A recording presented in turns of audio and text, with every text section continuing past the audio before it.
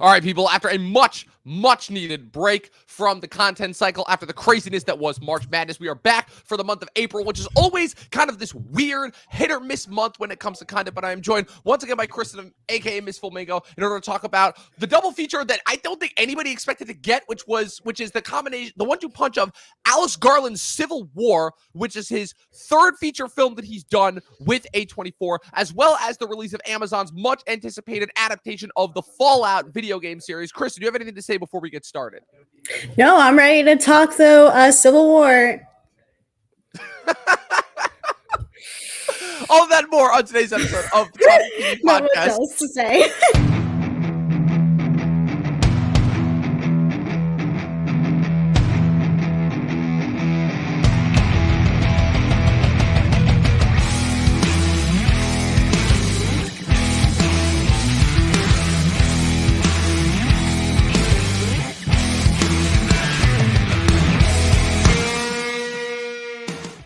Kristen, it's so funny because I've been having you on this podcast for pretty much 2 years now, I think, and literally I keep forgetting that like you're with Mac and that like the two of you are like actually like a comedy powerhouse, and I don't feel like that talent is demonstrated enough. But then you have moments like that where you're like, we're gonna talk about Civil War, because I keep forgetting that like you said you weren't gonna have time to watch Fallout, and that's understandably so, because I completely forgot that not only were they dropping Fallout the same week in the Civil War, but that they dropped all 8 episodes at once, and they're all an hour to over an hour long. And I'm like, Jesus Christ. Yeah, like, I was like, I don't have time to watch this. And I thought it was going to be like released weekly, knowing what Amazon does typically. Yeah, right. But I was just like, my husband also wants to really watch it. So I got to be the good wife and be like, all right, I got to watch it with my husband because it's going to be there forever. It's going to be there forever. Not to mention the fact that this is the second one of these shows that they've done this with. This year, they also did the same with Mr. and Mrs. Smith, which, by the way, I'm happy for you that you enjoyed that show. I barely made it through 2 episodes where I'm like, I can't stand this. I can't. It's too smug. It's too pretentious. It's too annoying. It greatly, I get that. Well, because to me, you know what it is? It greatly frustrates me when you have something that just completely goes against its premise, where it's like, okay, these are supposed to be like super spies that happen to fall in love, and it's, you know, that love that gets them, you know, that backfires on them, but they're really good at what they do. And in this one, I'm like, are they good at what they do? It kind of seems like they suck, you know? I'm like, and they tried their best. They're not the best. Yeah, but like, that just raises so many questions about the legitimacy of this agency, to say the least. What's it called? Oh, Luke, already coming in clutch with the comments. I'm thinking the Western forces were onto something. Yeah, you can say that. Mm-hmm. So I guess getting into this conversation, right? First off, right, the 1-2 punch of the decision to release this movie on the same weekend as Fallout, which is another, like, this isn't quite dystopia, but it's like in a version of dystopia. Fallout faces like the aftermath of a dystopia after like a nuclear bomb goes off. And it kind of goes in line, like I was talking about, I want to say back in March when I was noticing the trailers for all the big movies that were coming out this year before Dune Part 2. And they're all either dystopia movies or disaster movies of some kind. Because, like, we already got Godzilla vs. Kong 2 weeks ago. And then for the rest of the year, the biggest releases, we have Kingdom of the Planet of the Apes, we have Furiosa, we have Twisters, and there's one other that I'm forgetting. And now, like I said, we have this movie, which was posited by A24 as, like, you know, more in line with this new, like, mainstream blockbuster-esque approach that they're trying to go for in order to, like, really try and recoup, you know, and compete with the big dogs. Whether they've been doing a good job of that, I'm not quite sure, but I think they're still figuring out their footing, to be fair. Yeah. And still make the, you know, artistic punches like what they want to do. Yeah, absolutely. And for me, at least, I think that there is still a chance for them, but between Love Lies Bleeding last month and now this, it's not exactly working for me personally. Now, I was willing to give this movie the benefit of the doubt because it's Alex Garland. Alex Garland, I've said, is one of my favorite filmmakers. He's probably my favorite filmmaker of the new film brats. He's one of the few filmmakers that really hasn't missed, like, even Men, which we talked about 2 years ago when that came out. And, like, even with how ridiculous that movie gets in its third act, there's still, like, a little bit to be enjoyed there, you know? Like, and I do still think the movie is trying to be about something, even if it kind of gets lost in the shuffle with the kind of the crazy visuals and such. Now, this movie, you have a movie that features our country in the not so distant future. I guess they don't really exactly say when this movie takes place. And they kind of picked it up as the near future, right? But they're still not specific. It's like Because here's the thing, right? The near future could be 4 years from now. The near future could be 20 years from now. You know, like 20 years is not that long of a time period considering everything. So, like, the only thing that we know about this is that this dictator president, who we barely know anything about, is in his third term. And I'm like, okay, so we haven't even gotten to FDR levels of terms in terms of presidents. But so, and it follows a team of journalists as they're trying to make their way to the nation's capital, to Washington, D.C., as the Western forces that are comprised of the allied states of Texas and California. More on that later, because I already have a ton of questions about what led to that decision making. And kind of the trials and tribulations that you see as they travel across a war-torn America. Now, in order to start this conversation off, what I will say is the first thing I thought of is I was reminded upon finishing this movie of the things that people were saying about Three Billboards when that came out. You remember what some of the initial criticisms of that movie were? Not 100%, but I love. Are you referring to Three Billboards outside Ebbing, Missouri? Is that the one you're? Yes. Yeah. I mean, I love that movie. I kind of forgot what the criticisms were for that film, but elaborate on that. If you... So the biggest criticism that I remember seeing is, so obviously that's a movie directed by Martin McDonagh, who is a British filmmaker. I know everybody thinks that he's Irish because he always makes movies about Ireland, but he is British. And the thing about that movie that everybody says is it very much feels like a non-American trying to do their take on American life. And that was a criticism, like, I guess that was more so carried by the performances. I thought the movie was kind of just like slightly sloppy and all over the place. I didn't necessarily like understand that criticism. I kind of do here though, because the way that this movie is framed and the way that this conflict is shown, it feels like it's leaving a lot more interesting stuff off the table. And it feels like it's somebody who is trying so hard to maintain neutral ground in a conflict that, especially given its prevalence and relevance to the real world and everything that's going on, there's a reason why this movie was released in the year 2024, and it's not at all subtle about that, because as we know, Hollywood is so good when it comes to being subtle, especially when it comes to movies involving political messaging, that I just can't help but wonder, like, because a lot of people have been coming out and saying that this movie's like easily one of the best of the year, all that, so, you know, pressingly relevant and all that, and I'm like, yes, but is it? Is my question. To be fair, I think I've talked about this when we discussed Men with Alex Garland in the past, but forgive me if I don't remember. But I was not a crazy fan of Alex Garland in general. Like I think Ex Machina is like a little overrated, in my opinion. I didn't love Annihilation, and Men, it was just I did not care for that.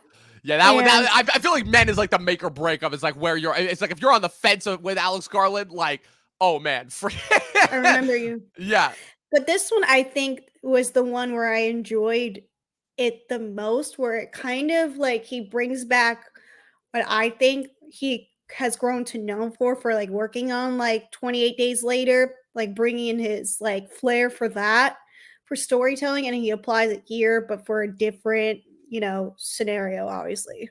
Yeah, that's interesting because you're right. I did forget that you weren't a Garland stan. So I guess then my follow-up question to that is, what is it about this movie specifically that you feel separates it from the rest of his movies? Is it just like the hard shift in genre? Because Garland also has primarily stuck to sci-fi, and I guess you could call Men more like supernatural horror, I guess, but like he's also known for like inflicting like little bits and pieces of horror into his movies. The bear scene in Annihilation, certain moments in Devs, pretty much the whole last 20 minutes of Men, even a certain extent as to the scene where Ava is escaping at the end of Ex Machina, so he always like dabbles a little bit in horror. So I guess what is it about this movie? Because this is probably the most different type of movie that he's done, like a more of like a political thriller and statement on journalism combined with a road movie, essentially. There are still those sprinkled in bits of horror that he is well known for. But I guess what is it about this movie that makes this work in a way that his previous 4 efforts did not?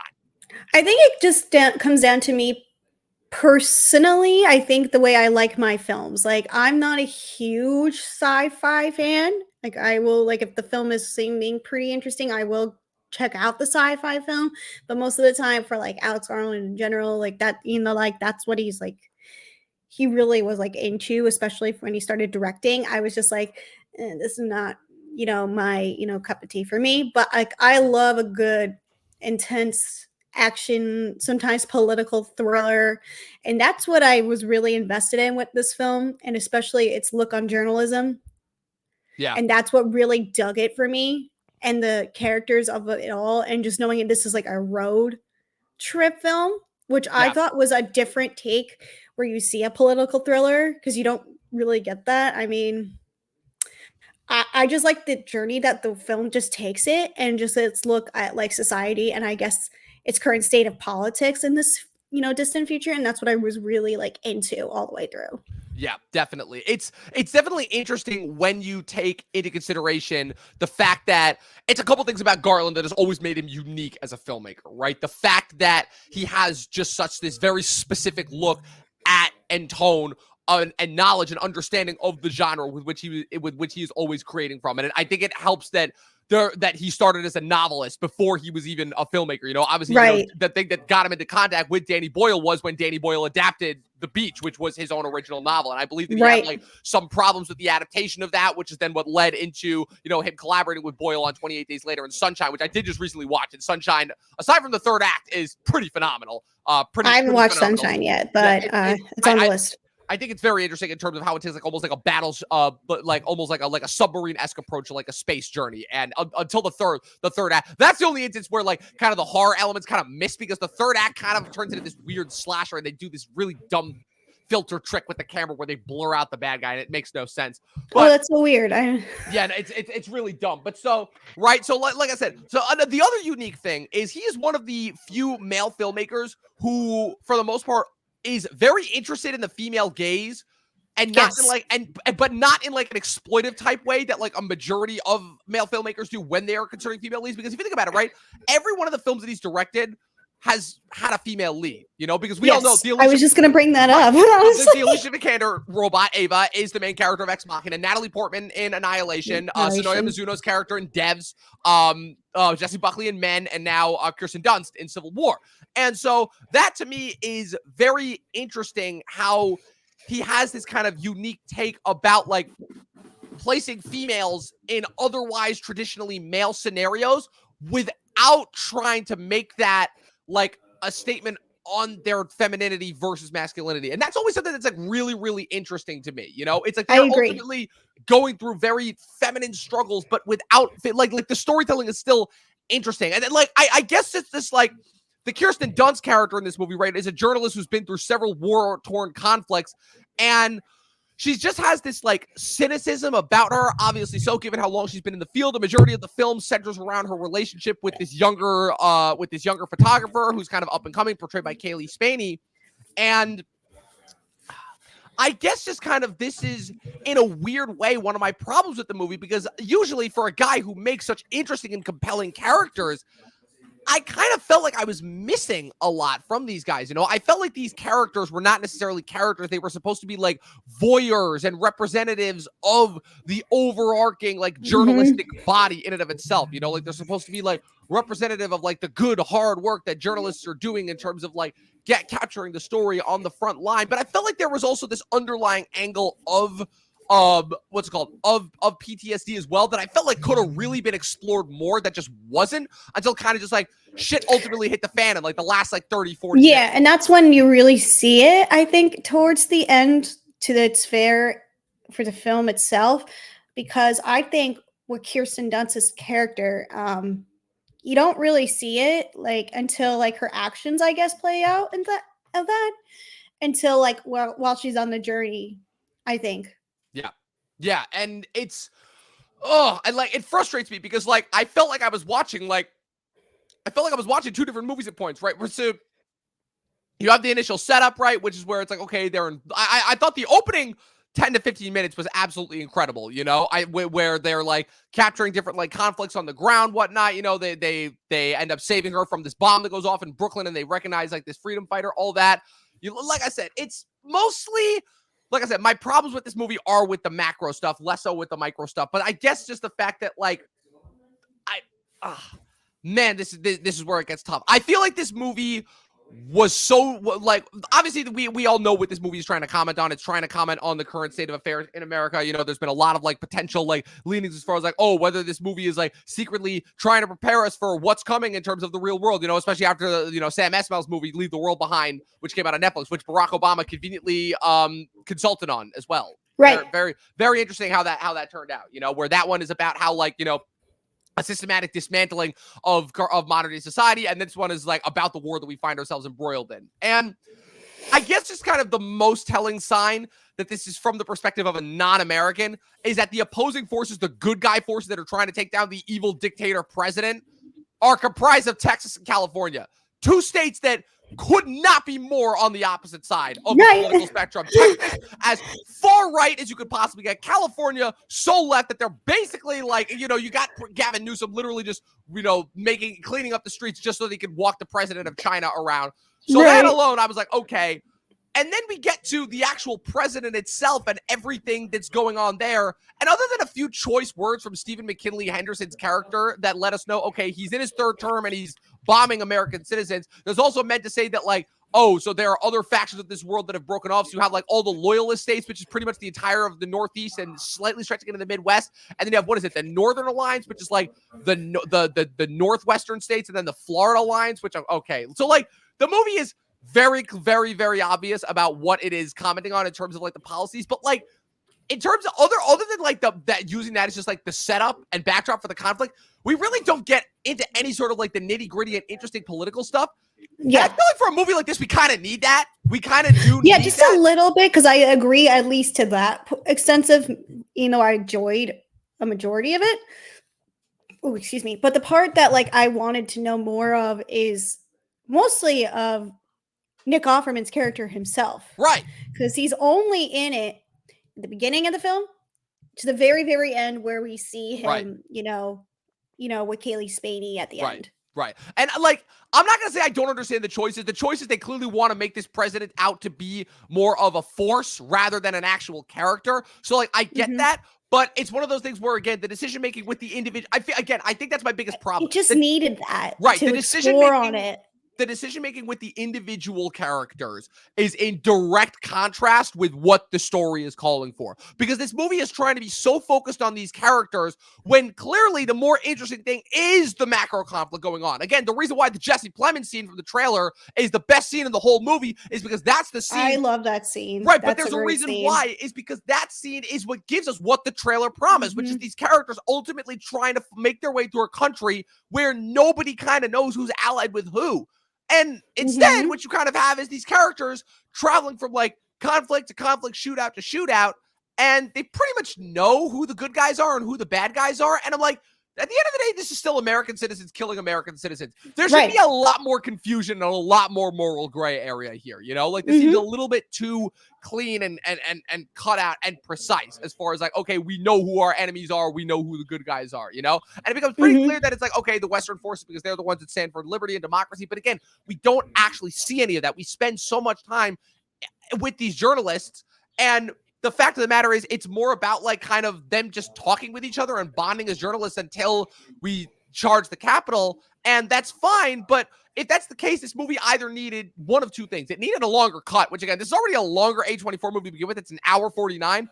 But also, if not for the fact, it needed a miniseries approach, I think. Because again, I thought Garland. I think at least, to be fair, if they could have at least put like one of those little Star Wars, you know, in the near future. This is what's happened. Right, exactly. You know? Like something to give us something. You know, tell us what this president did that is so heinous. Give us more of an idea of what the political subterfuge of this conflict is, you know? Maybe a little backstory. Like maybe give Kirsten Dunst more of like a political edge other than like, oh, just she's been covering conflict. So she's a hardened she captures the most gruesome things that you could see. She, exactly. She's got a tough edge, you know? Right, like they show flashbacks to her like capturing like photographing and documenting horrific war crimes. And to be fair, I think what her character does and what she wants to photograph, I mean, the film does a pretty gruesome job executing that. Yes. I mean, there's still scenes when I was like, you know, preparing to talk to you about this, I was like thinking to myself, there's a lot of crap that she was able to like capture on film, and then, you know, her actions don't see that until like the very end of the film of like what she was been able to capture on, you know, camera and the realities of it now, especially when like do you remember the guy who was like in the tire and he was set on fire? Yeah, that's the scene I was referring to. That scene like was ingrained in my memory right there. That was a scene, like I walked out of the theater and I was like, how can I, like, you go from that to the very end scene with Nick Offerman, you know, at the very, very end, like Right. those two. Right. Exactly. Just like insane to me. Right, exactly. And like so you have that, right? And like I said, the movie to me really picks up, right? It's pretty much when the Jesse Plemons scene happens all the way through to the end of the movie. That to me is like, okay. In a weird way, I'm kind of reminded of what Dustin said when he saw Joker back in 2019 for the first time, right? Dustin and I are kind of on the opposite sides of Joker. He loves that movie. I am not a fan of it at all. I love Joker. But even he agreed that like, he's like, yeah, the movie is pretty solid up until the last 40 minutes. And that's when he's like, that's when it takes off, you know, from him like killing Glenn Fleshler in his apartment all the way to him shooting De Niro on the stage. He's like, that's when it takes off. And it's kind of similar here where the minute that we get the Jesse Plemons character, and again, it's a reason why it was the scene that was in all the trailers. It's the best scene in the movie. It's the best scene in the movie where they literally just come across, well, first things first, they're driving along the road and they randomly just run into two Asian journalists that they happen to be friends with. One's like Vietnamese and one's Chinese, you know, all I that. think they said he's from I think he was from Hong Kong, I think it was. Right. And kind of the way that the sequence plays out is they do a little like car hopping, essentially, where like two of the journalists just like trade cars with Kaylee Spaney. They're driving along the road. It's like, oh, fun in the wake of disaster. And then 10 minutes later, disaster happens when they get ambushed by these soldiers led by Jesse Plemons' character, who are just dumping bodies into a pit. Again, you have no indication of like which side these soldiers are on. You don't know, like you obviously assume that they're racist, consider the fact that they very quickly dispatched the two Asian reporters. And then it's only averted when Stephen McKinley Henderson's character drives the car up and kills them all, you know, only to then reveal that he's shot.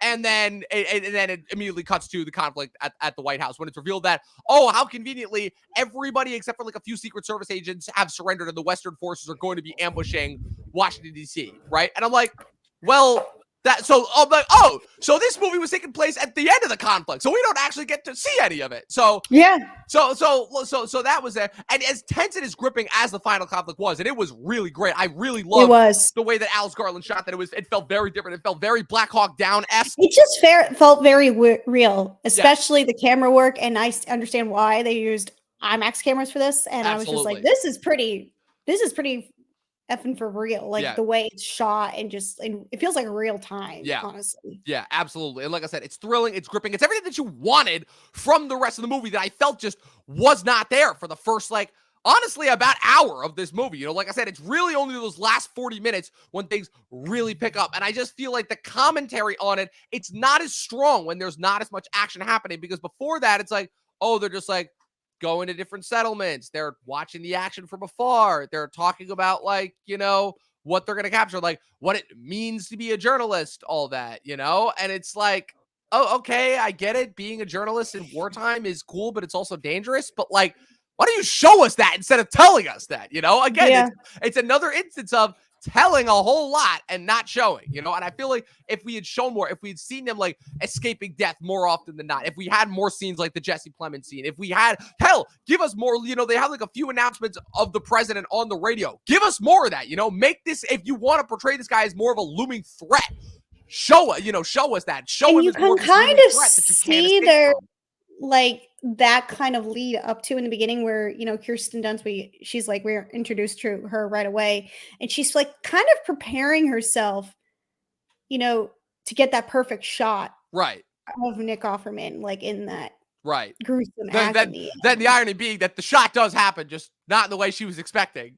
Yeah, honestly, yeah. And literally, it's like, and going back to Nick Offerman real quick, it's like, first of all, Hollywood has been so effing obsessed with casting Nick Offerman as this conservative Trump supporter, and not just in this movie, but originally, because they did the same shit with him in Origin, and I'm really pissed because anybody who knows what Nick Offerman is like in real life knows that he could not be further from a Trump supporter if you tried. So that kind of infuriates me a little bit, that Hollywood is like, oh, they're taking somebody who is presumably has conservative leanings because he likes working with wood and is like kind of a peaceful guy, and so they're I think it's funny because it's like the way he looks in Hollywood stereotypes that, you know. So you got to assume that's all it is, right? Push him He's in got, there for that. right. And now they basically have him as Trump, but again, it's the Hollywood version of Trump. It's which is like, oh, this evil Hitler-like dictator, you know, which is all we know Hollywood loves to portray Trump as. And it's just like, well, if you're gonna do it, then fucking do it and go for it. Don't like half-ass it and only have him be in 2 scenes of the movie. The first scene where he's kind of fumbling over his speech and kind of showing that he's kind of bad at this, which again ties into the fact that it's like, oh, you know, all dictators always show that they're like cowards at the end. And it's like, okay, but again, this doesn't, if that's true, then that doesn't really line up with the commentary as far as what this is going for. And then at the end, when they finally do pull him out, they basically are saying, they're like, yeah, there's not going to be any negotiations. There's not going to be anything. As soon as we get him, this guy's done. And they just show him and he's just begging for his life. And then it's like, okay, got my final quote. You can kill him. It's like, what? And also, again, there's one major nitpick that I had, which is where they try to do the thing where when they finally storm the White House, they make it seem like oh, the president is going to try and like escape, you know, the Secret Service are trying to like get him out in like the presidential conclave through like a massive blockade of the White House, and it doesn't work at all. And everybody in the limo is brutally murdered, and it's very, very clearly a ruse. Like a decoy, and that the president is still in the White House, but they don't. I was like, how? Like for the journalists and everybody that's there on the scene, I'm like, he's not in there, right? You know that, right? That was already obvious enough. Like anybody with 2 eyes can see that that's not the president that they smuggled out. And then it's like, he's not in the bunker. Like we know, yeah, he's like not like in like a safety, like yeah. Like I'm thinking the way they're gonna find him, like the leading up to it, you know, they show it like in the trailer, like in the office. Like I thought that was gonna be a different scene. Yeah, I was waiting for that film to be shown earlier in the film. But the way he's just like hiding under the presidential desk, I was like, I'm thinking we need like one of those big vaults that you see in like the banks where it's like a Secret Service thing, where they're gonna have to like bust down. Like the Secret Service are already like trying to keep back the southern, the Western forces. They're trying to like, barricade themselves. Why don't you just barricade yourself in the vault? And, and they have to get the president out of the vault. Why don't you just do that? Why, instead of having this dumb shootout that just, is more like showing like the military hoorah, but also, and, I guess is where I'm getting a little bit into spoiler territory, considering that I've already spoiled it. Yeah. So Kirsten Dunst dies, right? And it's pretty well set up, I would say. It's funny. I was watching this with 2 of my friends, and at the end, we were talking about this, and they were like, "Oh, so did you know that Kirsten Dunst was going to die?" I'm like, "Yeah, I figured that out pretty quickly." And they're like, "How?" And I'm wasn't thinking of it. I would have loved to seen it like in the way of like, at least Kaylee Spaney was going to be there with Kirsten, and she was going to guide the shot, but no, she just was like, I'm going to save this girl, and she was just like takes her life.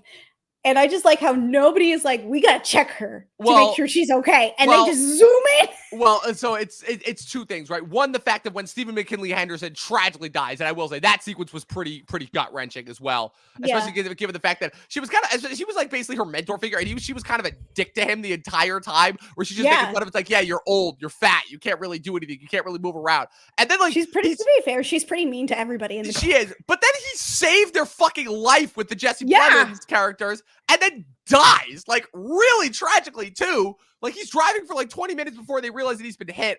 And also, again, he's not exactly in the healthiest condition, and I already know they're way too far from any force. So I'm like, oh, he's not making it out. And then I'm like, oh, he's her mentor. She's the mentor figure to the what's called the Kaylee Spaney character. So now she's gonna die in front of Kaylee Spaney, and that's gonna set Kaylee Spaney up to become the new Kirsten Dunst.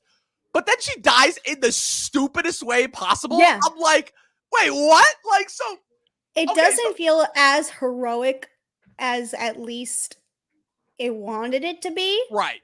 But then I get it though, because, in the film, Kirsten Dunst is eventually like, deleting photos of like people dying. Right. If you see that in the film. Right. So. And then Kaylee Spaney shooting, Kirsten Dunst getting shot, like her hero, quote unquote. Right. The one time where it's like, okay, visually, okay, they are very clearly setting this up. Like it's not a surprise to me when it happens. My problem is with the execution, like so many other things in this movie. Good ideas, not so very muddled execution, which is where, again, so Kirsten Dunst, right? first of all of a sudden now when they're finally storming the White House, she's having like a PTSD episode and can't like move. And I'm like, you've been through how many conflicts? And this is the one that you're going to like get cold feet for. And this is the one that you're going to like not be able to move for. And then which oh my God, it's so dumb because of the way that it's shot. But like they're in a hallway and they're on like either side of the hallway and there's like a big center space and you have the Secret Service guys firing down the middle and Kaylee Spaney is there and Kirsten Dunst like knocks her out of the way. But then instead of like just tackling her and like lying on top of her on the ground to protect her from the bullets that are flying over her, she stands back up and she stands back up slowly and almost has this moment of, you're safe. It's literally like a movie moment, like a fucking like movie cliche moment that we actively make fun of because we're like, no, that's fucking stupid. And nobody in real life would actually do that. Like it's only there to like try and set up for an emotional payoff that ultimately, because of the way that it's executed, feels more cheap than anything else. Mm-hmm. So yeah, that part I cannot say I was a fan of. Ultimately, again, so my biggest problem with this movie is that it's trying to have its cake and eat it too. It's trying to have this very clearly be this big grandstanding political statement on the state of our country and the state of the election that's coming up, while also at the same time not really wanting to actually talk about that or discuss that at all and make this from more of like a common man's perspective. But like you can't just do that. That doesn't work. You know, like I said, there's so many sequences of this movie that should have been brimming with so much more tension. And again, coming from Alex Garland, a filmmaker who is brilliant at sowing that kind of attention, that kind of tension, kind of a miss for him. Kind of a miss for him. I expected more. I expected better from him. You know, the fact that we only had the last 40 minutes as being the most tension filled. You know, the fact that we have an antagonist who barely is a character in the movie itself. You know, I think he has less screen time in this movie than Count Dooku did in Attack of the Clones, and Count Dooku had more of an impact for a villain that didn't show up until the third act, you know? Like, so all of that, like, as far as this movie not being sure whether it wants to be a statement on journalism during oppressive / totalitarian times versus a statement on the current state of the country. The movie ultimately tries to have it both ways, and I feel like because of that, it takes away and turns what could have been a really fucking solid, great movie into just kind of an movie. This is only a 3.5 out of 5 stars for me. I'm going in the same route. I'm going to like a 3.5, maybe like a B minus on my scale. So like I'm still figuring out what I loved taking away from it. Like I know I'm seeing like more as I think about it now. Like when I was in the car, I saw this with my sister, my husband. My sister's like, I did not like what they were trying to achieve from this film. And my husband agreed. He's like, I was into it till the last half of where, you know, Kaylee Spaney kind of just like changes everything. Right. Exactly. And again, I couldn't agree more. It's like, yeah, it's like you can do one or you can do the other, but you can't have it both ways, you know? And also because the other problem too is it also exposes like way too many nitpicks that like are not that then ultimately kind of evolve into like actual logistical problems that don't make sense, you know? Like obviously, yeah, like we nitpick everything, that's what we do, but then you have instances like this where it's like, no, that's an actual problem with the plot, and you should have like gone back and examined that more. Like the president should have been in the bunker. Like, I'm sorry, as difficult as it was, like that conflict still did feel very cut and dry. Like there should have been like a lot. That should have been like a lot more difficult and a lot more hazardous to get to the president at the end. You know, like I just feel like if they really wanted to like go full on into the conflict, this would have been like a lot more dangerous and such. And in a way, this movie almost kind of did need a Black Hawk Down approach, where you really didn't know what was happening next, and you kind of just like had to follow these characters as they were stuck in the middle of this conflict that who knew where there was any escape from. But the movie ultimately wanted to be safe, and yeah, this is the result. So yeah, 3.5 out of 5 stars for me. Mm-hmm. Now for the other big, what were we gonna say? Can I ask you something else before we like move on? Yeah. Because this is like tying into what Alex Garland has been saying. He's taking a break from filmmaking. Yes, yes, I did. How do you feel about that? Because I know we're talking about him, and knowing he's going to be working on 28 Years Later. Right. He has the upcoming movie with Charles Melton. Yes. Yes. So does. I was just curious to know about your approach going forward, since, you know, I personally, he has played a part in us talking about him on your channel. Yeah, no, absolutely, he has. And like I said, just as far as like my, my film education, really, like I said, he was, Ex Machina and Annihilation were both pretty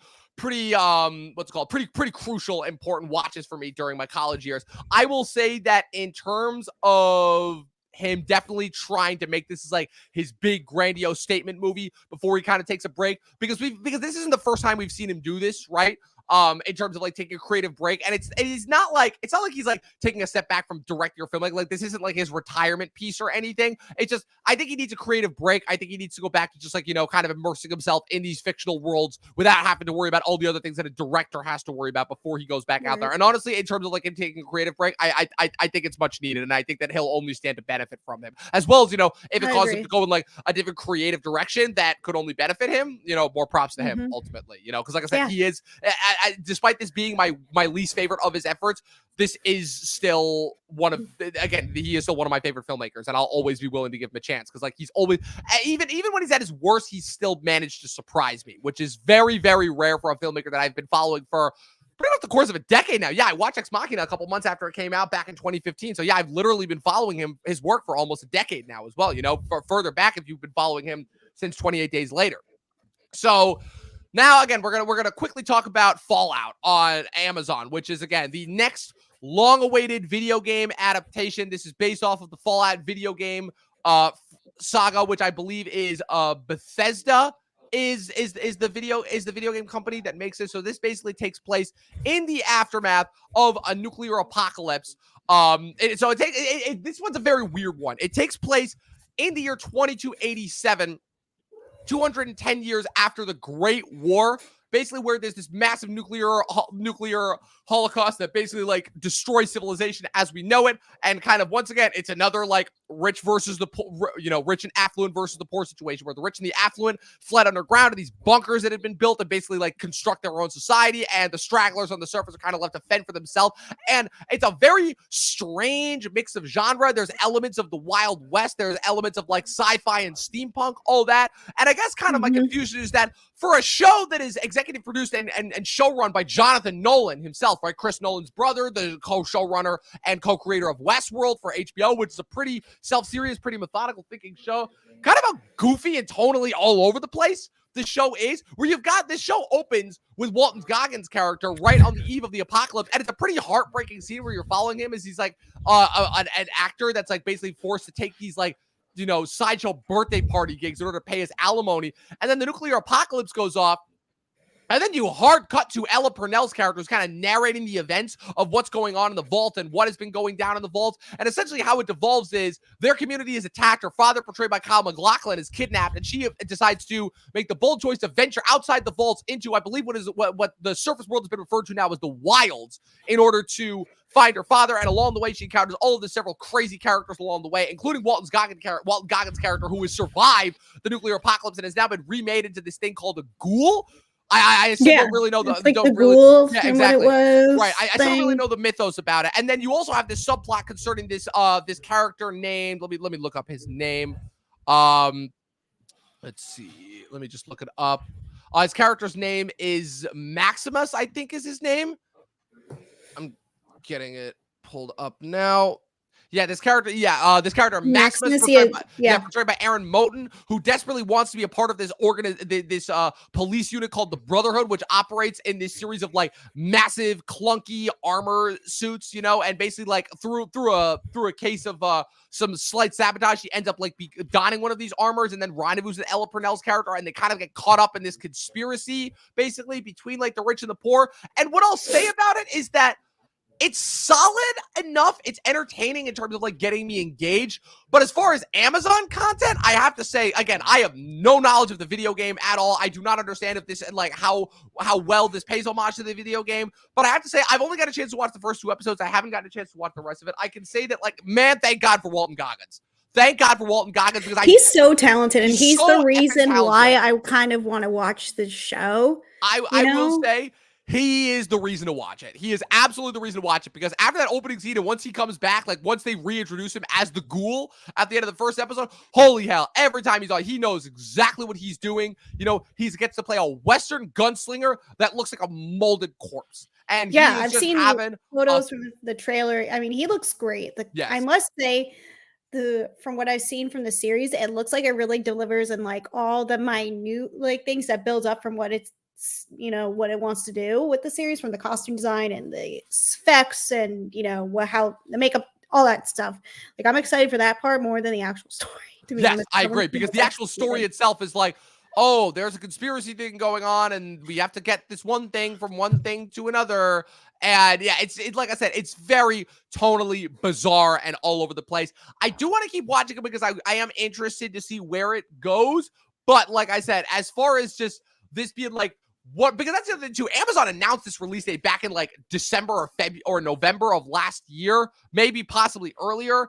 And like in terms of like building up hype to this, I don't exactly know. It's almost like they were skeptical about this because I believe that this is their first video game adaptation. And also Yeah. the fact that this show visually looks very similar to the Borderlands movie that's also coming out later on in the year. And I am also very, very worried about that property because that trailer is That looks one of the worst trailers I've seen in recent oh, it memory. looks so Like, bad. I can't explain it. And so like the movie, it appears to be like the best way that I can describe it is that it's like a cheaper wannabe version of Mad Max, where it's like following all these I'm thinking it crazy reminds me of like, the Suicide Squad from like 2016. 2016. And, Yeah, and like, we talking all Borderlands or Fallout?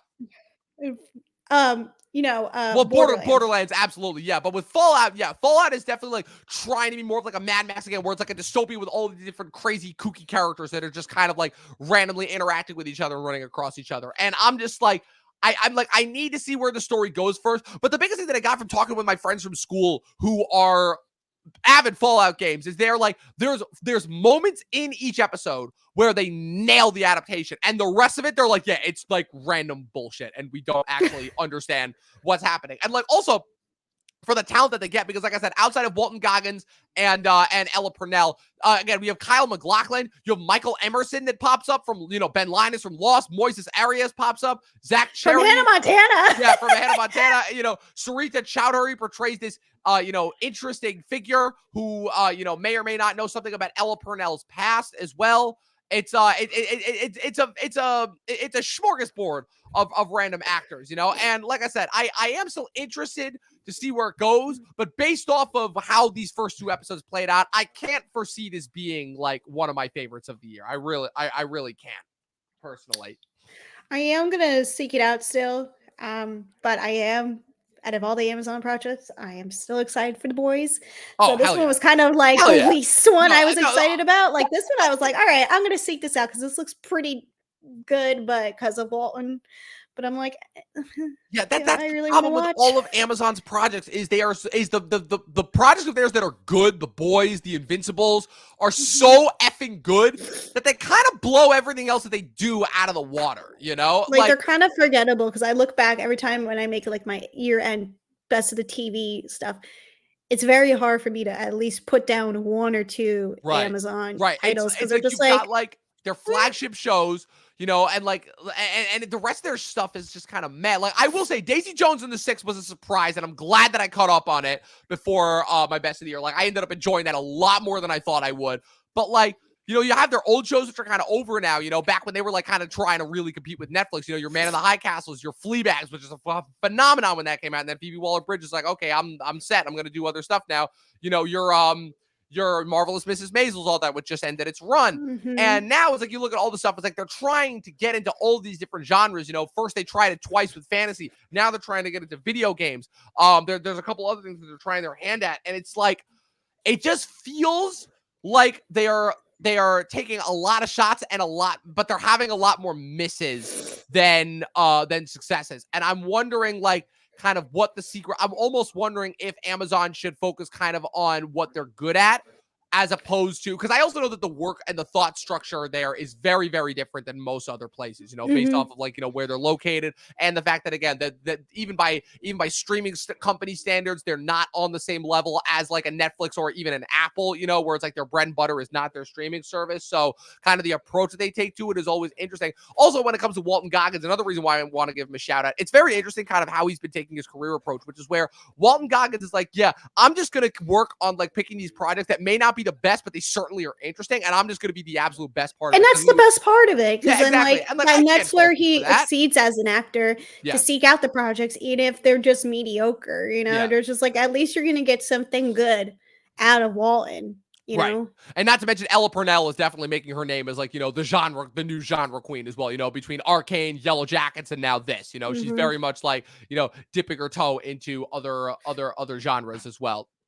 Yeah, TV's her bread and butter right now Yep. at the moment because I watched all that, honestly, so Yes, I just gotta indeed. watch her in Fallout. Yep, indeed. Yep. So, like I said, you will let me know what you think of it that when we get there. So, like I said, Kristen, so since we are coming to the end almost of this current TV cycle, like I said, we've only got one more month of May, and then that's it. And then we start prepping for the Emmys as well. Yes, Luke, I could not agree. Let's see how Mike Flanagan does with The Dark Tower. Well, because he signed that deal with Amazon Studios. Yes, I remember that. I'll be very, very interested to see how that turns out. That's I will another be good one. I'm very, excited very, for that especially since one. I finally started reading the Dark Tower books, and I can immediately see how they screwed that up for the original movie with Idris Elba and Matthew McConaughey. So just a couple of more. Oh no, that's a throwback. Oh yeah, right. 7 years since that movie too. Fucking Damn. crazy. Yeah, we're old. But yeah, so like I said, we got a couple more things before this TV season wraps up. So we've got The Sympathizer actually premieres tonight on Max with Robert Downey Jr., the Park Chan-wook show. I'm very, very excited for that. Then in 2 weeks, we have The Veil from Hulu, which is the new Elizabeth Moss spy drama show. Then the beginning of May, we have Hacks season 3. And then after that, we have Dark Matter on Apple TV Plus with Joel Edgerton, which could look very interesting. And then that cues us up for June, which is when we start to get some of the big drops. So any of those titles really excite you? Also, have you got a chance to watch Sugar yet with Colin Farrell on Apple TV? I have, and I don't love it, but I understand it because I'm like, you know what? It's like a movie thing, Yeah. you know. Like Yeah. I love that little thing, but out of all the titles that you have coming up, I'm more excited for like some of the returning shows from like Apple, like The Big Prize Door. I loved that series. I thought that series was really, really cute. I'm also watching Palm Springs with Kristen Wiig. Great. But the one show, and fucking movie. which one? The Kirsten Wiig? Oh no, Kristen Wiig? yeah, no. Palm Royale you're talking about. Palm Royale. That's the one. I thought you said. No, Palm no, that's the one with the Jamie I was about Dornan. to say. I was about to say. That's a good movie, though. With Kristen Melody and Andy Samberg. Yeah, that movie's great. No. This is a different thing. No, but the one thing I'm excited to see later on this year is Presumed Innocent, the Jake Gyllenhaal series. Yeah. I'm very, Obviously, very The interested. Boys, I'm too, like I very, mentioned very earlier. interested. Yeah, that's not until June. Like I said, June is going to be pretty jam-packed between Mayor of Kingstown Season 3, Acolyte, Boys Season 4, Presumed Innocent, House of the Dragon Season 2, and The Bear Season 3, hopefully when they announce that. More than likely, that's not going to be until the end of June. Like, I'm treading, like, I'm watching stuff, but like, nothing, like, will stick out, I don't think, until, like, the summer or fall, Yeah. like, especially with June Peggy. specifically is going to be like the peak of TV for this year for sure. Mm-hmm. So Yeah. I'm just like, just hanging in, watching like different stuff, but nothing like truly staying out. Like I was like really disappointed how the regime turned out as like a Succession fan. I am. That one I heard some not so good things about it. So I was like, yeah, I think I'm gonna skip this one. It fell so much in the middle of the road, and for Kate Winslet, who has worked with HBO in the past, it's like this is kind of like a letdown. And knowing she worked with the creative team of Succession, it just did not. Very fly. disappointed to say the least. I will say though, despite quarter one of this year having some pretty disappointing efforts, like I said, I was very disappointed by Mr. and Mrs. Smith. True Detective Night Country was a complete miss. That was the last Airbender. It was so good until it hit the automatic the last end. episode, and I was like, what the fuck is going on here? Like, I have not seen a harder fall off in a final episode. But they renewed it for a 5th season, so we're going to have to hopefully have a better story next season. I hope Nick Pizzolatto shit posts this new season as much as he did this previous one. Because, I mean, honestly, if I were in his position, I'd be doing the exact same thing. It's like, yeah, I gave you guys this show. I helped change TV forever, and now you guys just yanked it away from me. Like, nah, fuck you guys. I'm like, nah, I'm with Nick on that one. But honestly, I got to say, between the Ted Show on Peacock, which was one of the biggest surprises of the year in that it actually showed that, like, oh, Seth MacFarlane is still really good when he tries. The Gentleman, the last 4 episodes of Invincible, this season of Bad Batch, Ark, the animated series on Paramount, which who the hell saw that one coming? And then easily for me, the two biggest, like, and automatic locks for the end of the year, Three Body Problem and Shogun. Like, honestly, it's a pretty baller. I haven't watched Shogun yet. Shogun, like, that's the one is like I'm so behind on. You should. If there's one show that you got to get caught up on, it's Shogun. The one, yeah, it's Shogun. That's another one my husband and I want to watch together. Only 2 episodes left, also. Yeah. And honestly, I'm like looking back at my list right now as I'm thinking in my head too. It's so simple. Like am enjoying the heck out of Abbott Elementary. Just Yeah. basic cable show. Out of all the Yep. streaming services I pay for, Abbott Elementary just is winning this season. Yeah. Like Yeah. I Well, love Abbott yeah, I'm going to Elementary. be interested to see, like, again, with obviously, as we know, the studio's making a lot of cutbacks, firing a lot of people based on the economy and after how the strikes went. Um, I'm going to be very interested to see like the types of shows and pilots that they greenlight, because we know that the number is going to go down hardcore, but I'm going to be very interested to see like what types of shows they greenlight going forward. And if we're going to see more shows along the lines of Abbott Elementary, as opposed to like these bigger, grander, higher concept shows that we've been seeing the last couple of years that have kind of like gone and went, Yeah. And maybe that's a safe thing for now. It's going to It's save them probably money, just but better off, honestly, because, like I said, people have been complaining a lot about how not only how there's too much content, but how so much content feels so weighty and it feels like it requires such a commitment. People want something light, something breezy, something just feel good. And we really haven't had a whole lot of that recently. Yeah, and I feel like that's the best thing as I'm looking through all my list of shows and like again, thinking about how it is now. I enjoying Abbott Elementary. I love sitting on the couch every other night that it comes out, and I'm just like, yeah, this is the bread and butter of TV, Yeah. and Again, it's what made classic. TV, and honestly, I have been in desperate need of another, like, kind of, for lack of a better word, workplace sitcom. I tried the first episode of Abbott. I wasn't a fan of it. I might go back to it at some point. I'm not sure. Like I said, just, I feel like it's been so long since like my wave of comedy shows, and I just feel like this wave of comedy, it's not really for me, because comedy is so specific and so subjective, but like, I do miss comedy and I do need another one. The fact that Hacks is like the only comedy that I have now is kind of insane. So, And that's how I feel like watching a lot of network ones. Like I will go past like most of them. Like right. nowadays, I just that's the only one I really am committed to. Besides Animal Control, because I love Joel McHale. Right, of course, because Joel McHale is the GOAT. But Kristen, once again, I want to thank you for coming on. I know you got a place to be later on. So thank you once again for coming on. Where can the good people follow you on the interwebs?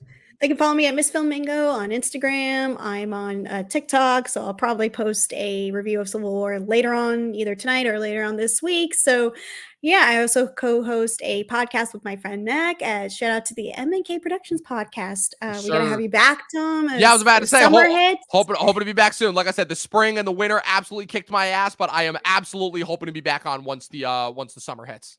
Yeah, lots of interesting projects are happening this summer, so I am stoked for the summer, ready for it, and yeah, thanks for having me on. Indeed, of course. And you can follow me with everything going on at Movie Nerd Reviews across all platforms. Be sure to follow the official Talking TV podcast across all platforms. Like I said, we're hitting Ministry of Ungentlemanly Warfare and Abigail next week, and then we're wrapping up April with Challenger. So much content to come. Like I said, May is going to be gobsmackingly awesome in terms of the amount of movies that we're going to cover. And like I said, come June, we've got TV recaps galore. We're building up to Talking Lost coming on later on in the year for Lost's 20th anniversary with Luke. Luke's finally going to watch Lost. It's going to be great to see his reaction to that. And you guys are definitely not going to want to miss that. I'll be posting updates about that as we move on further. And as always, Kristen, thank you for coming on. This episode will be available on Spotify and Apple Podcasts tomorrow. And as always, 12 seasons in a short film, and watch more fucking movies. We'll see you guys next time on the Talking TV podcast.